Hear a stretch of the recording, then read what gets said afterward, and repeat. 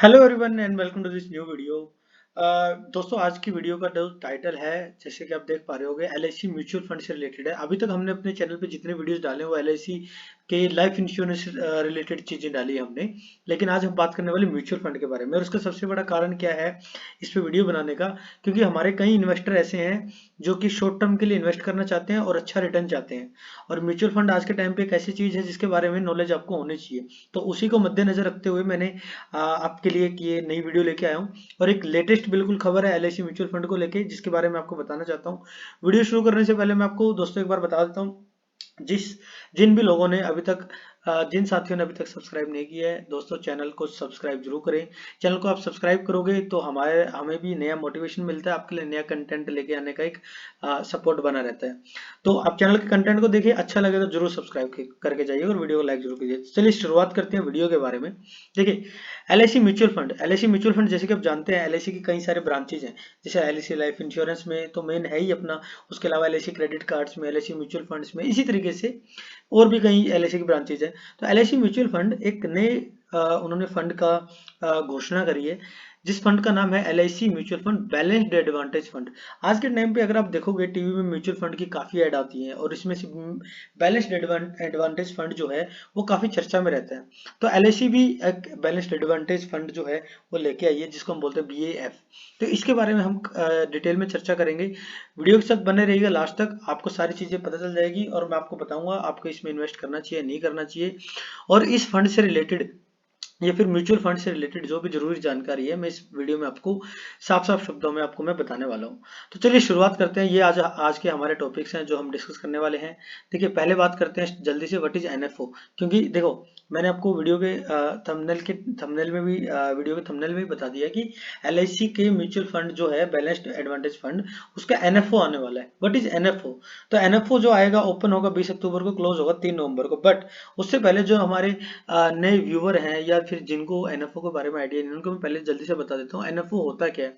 देखिए, अगर आप स्टॉक मार्केट में इन्वेस्ट करते हो और आप देखते हो कि जब भी वहां पे कोई नई कंपनी लिस्ट होती है तो उसका आईपीओ होता है। आईपीओ क्या होता है? Initial public offer.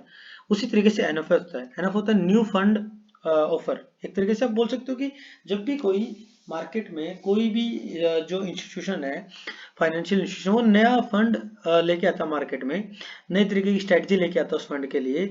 और जब वो इनिशियल लेवल पे, बिल्कुल स्टार्टिंग लेवल पे फंड को ऑफर करता है कि कस्टमर इसको खरीदे, उस प्रक्रिया को बोलते हैं एनएफओ, न्यू फंड ऑफर। अच्छा, एनएफओ में इन्वेस्ट करने का फायदा क्या है? देखिए, जब भी कोई एनएफओ आता है, जब भी कोई नया फंड आता है, उसका एक इंडेक्स सेट होता है। इंडेक्स मतलब ये इस रुपए से, इस अमाउंट से स्टार्ट होगा, उसके बाद उसका वैल्यू बढ़ता जाता है जैसे जैसे कस्टमर इन्वेस्ट करते हैं। तो एनएफओ में इन्वेस्ट करने का सबसे बड़ा फायदा है कि आपको इनिशियल रेट्स, बिगिनिंग में जो आपके रेट्स डिसाइड हुए हैं, उन रेट्स पे आपको वो फंड मिल जाता है। मतलब एक तरीके से बोल सकते हो आप, चीप रेट्स में आपको फंड मिल जाता है। अच्छा जी, सेकंड चीज पे आते हैं, what is open ended versus close ended fund. As it is visible in the thumbnail also, this is an open ended dynamic asset allocation fund. देखिए, डायनेमिक एसेट एलोकेशन फंड तो नाम से समझ आ रहा है कि डायनेमिक रहता है एसेट एलोकेशन जो है इसमें।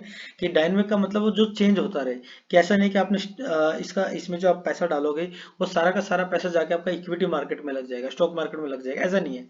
वो चेंज होता रहेगा, इसीलिए इसका नाम है बैलेंस्ड एडवांटेज फंड, बीएएफ। अब ओपन एंडेड और क्लोज एंडेड क्या होते हैं? देखिए, ओपन एंडेड और क्लोज एंडेड में हल्का सा डिफरेंस क्या है। ओपन एंडेड फंड होता है जिसको आप कभी भी खरीद सकते हो, कभी भी सेल कर सकते हो। क्लोज एंडेड में ऐसा नहीं होता। क्लोज एंडेड में आप कभी भी खरीद सकते हो, ऐसा वाला सिस्टम नहीं होता। एक डेट्स होती है, उन्हीं डेट में खरीद सकते हो, और जब आपका पीरियड खत्म हो जाए तब आप सेल कर सकते हो।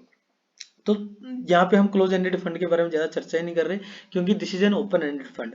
तो आप कभी भी खरीदो, कभी भी बेच सकते हो इसको। और जो इनिशियल एनएफओ है वो आपका 20 अक्टूबर से लेकर 3 नवंबर तक आपका वैलिड है। तो आज की डेट अगर मैं बोलूँ 24 अक्टूबर, तो आपको कोशिश यही करनी है, अगर आपको इन्वेस्टमेंट करनी है इसमें, जल्दी से जल्दी अप्लाई करो। अच्छा, अगली चीज जानते हैं, what is BAF, what is balanced advantage fund, और क्यों इतना मार्केट में चर्चा में रहता है। देखिए, आज का जो मार्केट है, अगर मैं स्टॉक मार्केट की बात करूं, जो लोग इन्वेस्ट करते होंगे वो समझेंगे ज्यादा अच्छे से। और अगर कोई नए इन्वेस्टर भी हैं तो वो भी अब इस बात को समझे कि जो स्टॉक मार्केट होती है वो काफी वोलेटाइल रहती है।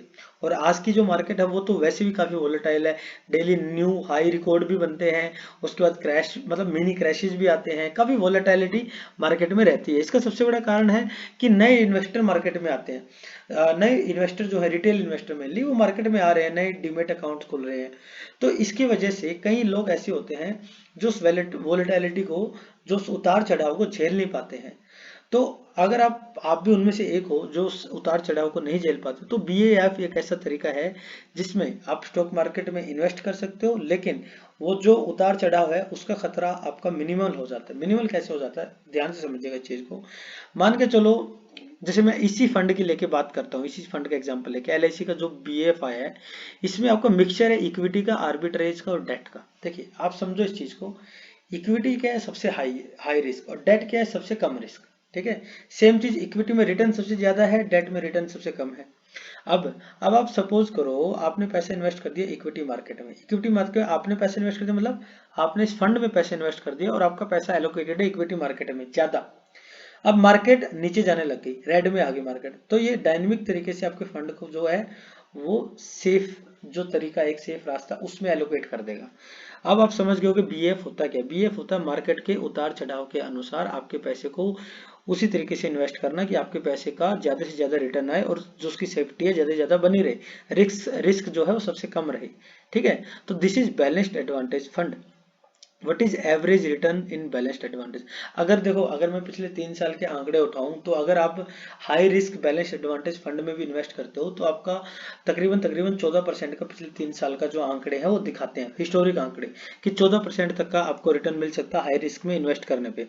ठीक है, और अगर आप कम से कम मॉडरेट रिस्क में भी अगर आप इन्वेस्ट करते हो तब भी आपका 12% का रिटर्न आ रहा है। ये पिछले 3 साल का, इसका मतलब ये नहीं कि आगे 3 साल में भी यही आएगा। ये इन चीजों को काफी ध्यान से आप समझो। ठीक है, ऐसा नहीं है कि आप अपने आंख बंद करके इन्वेस्ट करना है। अगर आप इन्वेस्ट करना चाहते हो, मेरी बातें सुनने के बावजूद भी आप अपने पर्सनल जो आपके फाइनेंशियल एडवाइजर है उनसे आप सलाह लो, तभी जाके आप अपना इन्वेस्टमेंट करो, कितना पैसा आपने इसमें इन्वेस्ट करना है। अच्छा, अब मैं आपको लास्ट में बताता हूँ who should invest and why. Again I am saying this, ये सिर्फ मेरी एक सलाह है, सलाह भी नहीं बोलूंगा, मैं आपको एक्सप्लेन कर रहा हूँ सिर्फ। आपने करना नहीं करना वो आपका पर्सनल डिसीजन रहेगा, और आप अपने फाइनेंशियल एडवाइजर से रिक्वेस्ट करो, उनसे बात करो, फिर जाके आप इसमें decision low.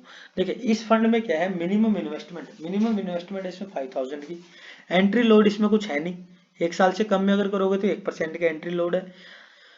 Lock in period इसमें कोई है नहीं, जैसे मैंने आपको पहले बता दिया, ओपन एंडेड है। और टैक्स के वही जो STCG और LTCG रहता है, मतलब 1 साल से कम अगर आप निकालते हो तो आपका जो कैपिटल गेन है उसमें 15% का होता है, और 1 लाख रुपए से अगर ऊपर आपका है 1 साल से ज्यादा तो उसमें आपका 10% का रहता है टैक्सेशन।